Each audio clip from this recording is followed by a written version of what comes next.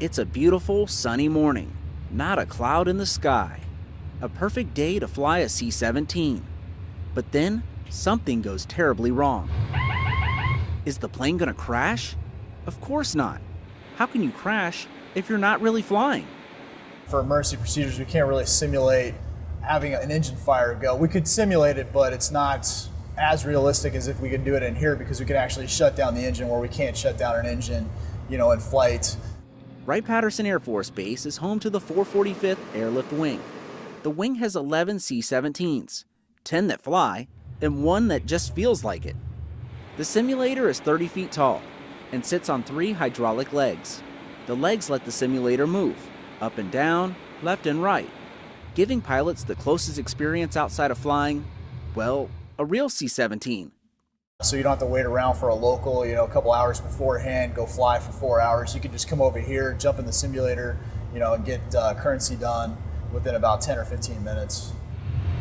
And pilots aren't the only ones getting currency. The cost savings of flying in the simulator compared to a real C-17 sortie is $20,000 per hour. Currency the Air Force needs to save during these fiscally tough times. Before there was a simulator here, they would have had to travel, I think, down to Mississippi to get their training, and of course that costs money. So the more simulators at different sites we can have, the less travel costs we incur, and then you don't have to worry about spending money on fuel, on the air crew to get the aircraft ready. Second Lieutenant Daniel Roberson is a training systems engineer.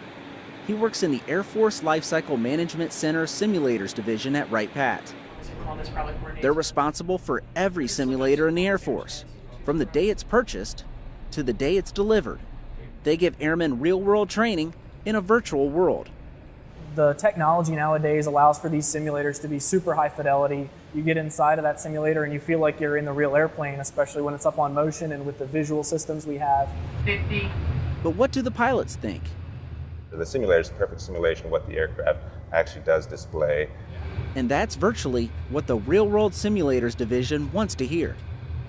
Reporting from Wright-Patterson Air Force Base, I'm Matthew Klaus.